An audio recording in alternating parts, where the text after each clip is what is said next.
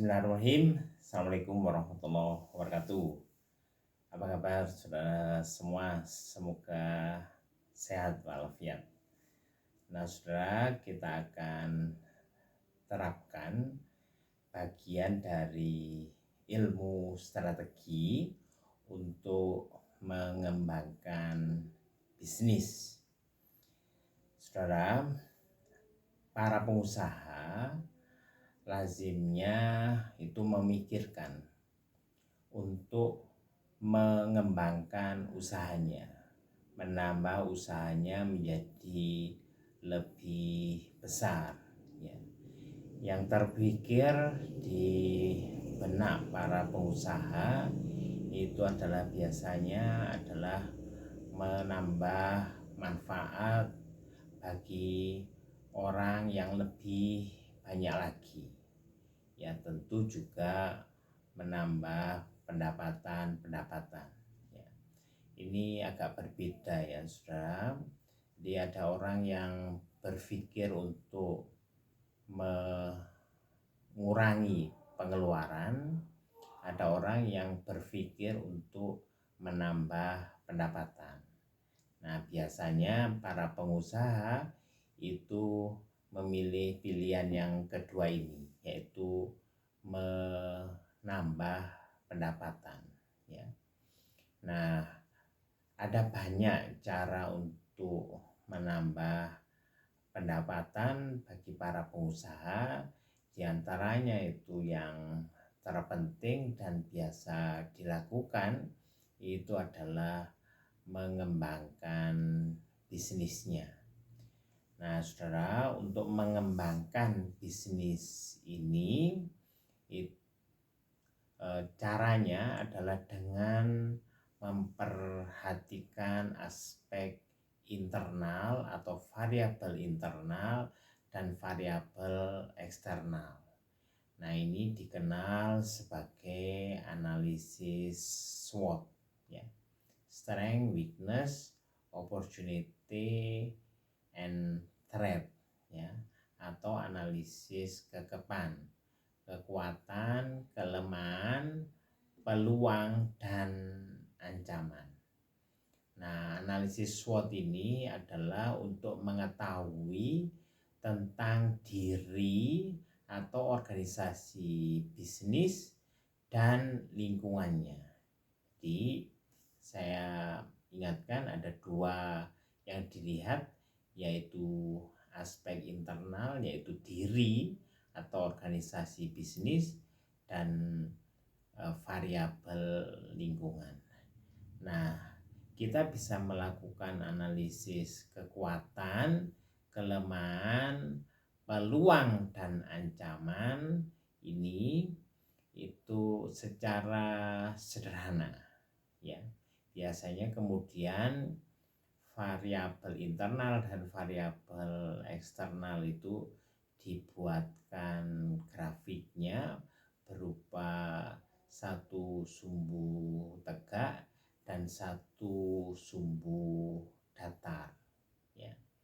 Kemudian kondisi dan situasi diri atau organisasi bisnis ini ditelaah kekuatan, kelemahan, peluang, dan ancamannya yang dari garis yang dibuat itu dibagi menjadi 4 bidang. 4 bidang ini disebut sebagai kuadran ya. Kuadran 1 itu disebut dalam posisi agresif ya. Itu posisinya itu adalah di kanan atas, atau kalau di mata angin itu di timur laut ya.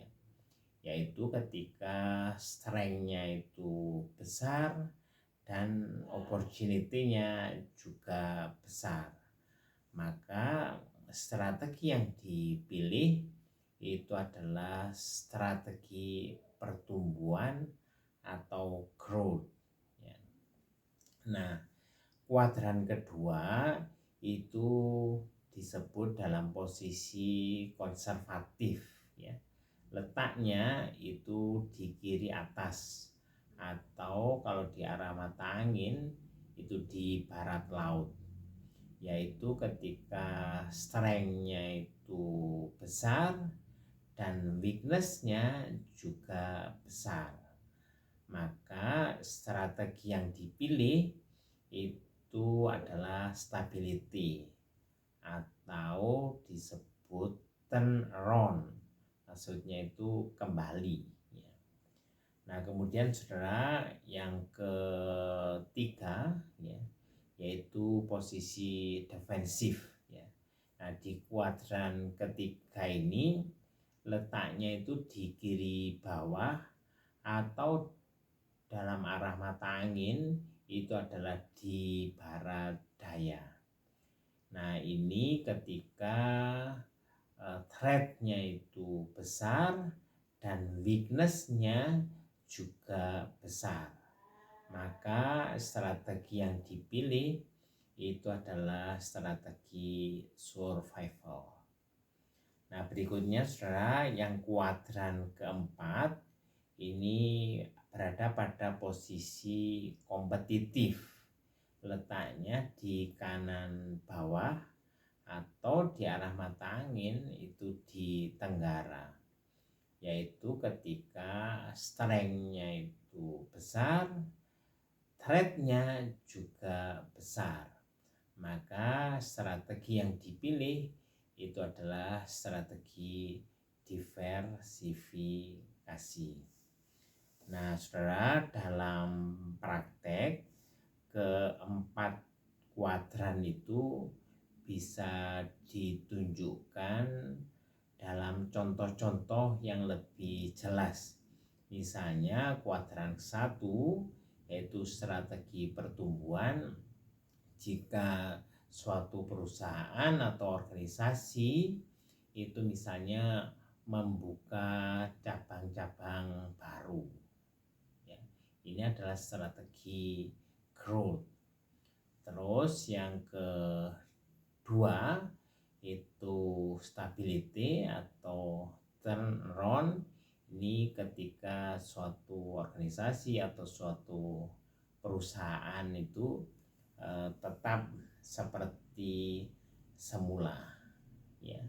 Sedangkan strategi di kuadran ketiga atau survival, misalnya ketika terjadi pandemi, suatu organisasi atau perusahaan itu diam melakukan posisi defensif asal bisa bertahan menghadapi misalnya biaya-biaya yang semakin mahal sementara penjualan dalam posisi menurun. Nah, sedangkan yang di kuadran keempat atau posisi kompetitif itu misalnya saja ketika perusahaan memilih untuk mendiversifikasi bisnisnya. Jadi misalnya semula itu memproduksi suatu barang, dia kemudian menambah kegiatan produksinya itu ke sektor jasa. Kira-kira demikian, saudara. Saya kira ada banyak contoh-contoh yang lain yang saudara bisa memberikan kontribusi dalam materi ini. Semoga bermanfaat. Billahi taufik wal hidayah. Assalamualaikum warahmatullahi wabarakatuh.